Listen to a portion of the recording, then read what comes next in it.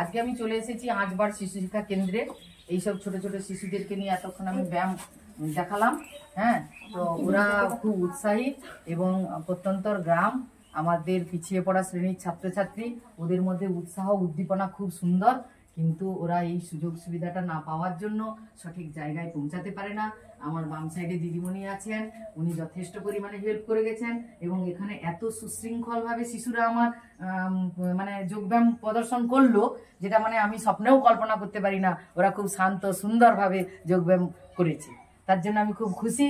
হ্যাঁ, প্রতিনিয়ত তোমরা কিন্তু এই ব্যায়ামগুলো প্র্যাকটিস করবে, আর বাড়িতে কি করবে বলো তো, বাড়িতে গিয়েও নিজেরা দেখবে যে তোমরা কিভাবে ব্যায়ামগুলো করেছো। তো আমি আর একটা কথা বলবো, পরবর্তী আমার এগুলো আমি বিভিন্ন রোগের উপরেও কিন্তু ভিডিওগুলো ছাড়বো, আপনারা কিন্তু দেখবেন, সাবস্ক্রাইব করবেন, কমেন্ট করবেন, আমার কিন্তু ভিডিও পৌঁছে যাবে আপনাদের কাছে।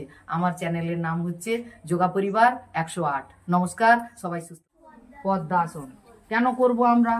আমাদের যে পায়ের পেশিগুলো আছে না, এই পেশিগুলো দুর্বল হবে না কখনো। ছুটতে গেলে, হাঁটতে গেলে, বসতে গেলে পেশিগুলো কখনো দুর্বল হবে না। তাহলে এখন সবাই চোখ বন্ধ করো, সবাই চোখ বন্ধ করো, ধ্যানে বসার মতো বসো, মুখ তুলবে, চোখ বন্ধ। খুব সুন্দর হচ্ছে।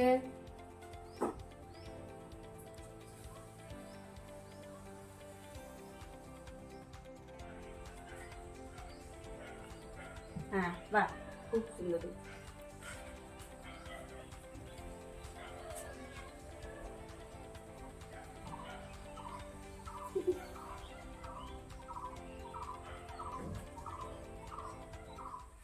আবার দুটো পাকে টানো, দুটো পাকে একসঙ্গে পেটের কাছে আনো।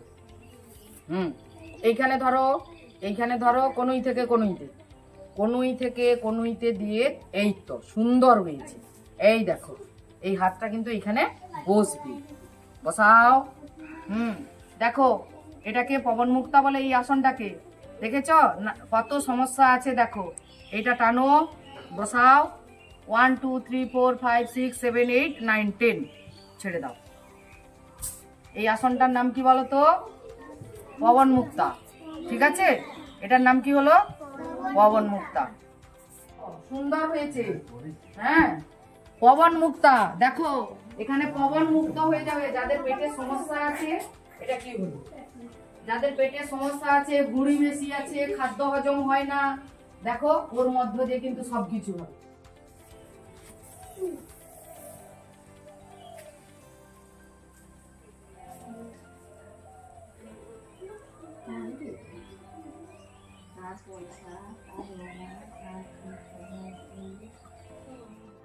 সকালবেলা, সকাল থেকে কি কি কাজ করছো? এই বজ্রাসনে সন্ধ্যাবেলায় রাত্রে খাওয়ার পরে বসবে এইরকম, কোমর সোজা থাকবে। কোমর সোজা নেই, উঠাও। হ্যাঁ, কোমর সোজা থাকবে। সকাল থেকে আমরা সন্ধ্যা অবধি কি কি কাজ করেছি, মাথা ঠান্ডা করে এইরকম বসে যেরকম ধ্যান করে লোক চিন্তা করবে, তাতে কি হবে বলো তো? স্মৃতিশক্তি বাড়বে। কি বললাম? স্মৃতিশক্তি বাড়বে। যার স্মৃতিশক্তির প্রখরতা নেই, তার স্মৃতিশক্তি বাড়বে। কিন্তু যত ধ্যানাসন করবে, মন স্থির থাকবে আর স্মৃতিশক্তি বাড়বে। তাতে কি হবে? মাথা ঠান্ডা রেখে তুমি কাজ করতে পারবে।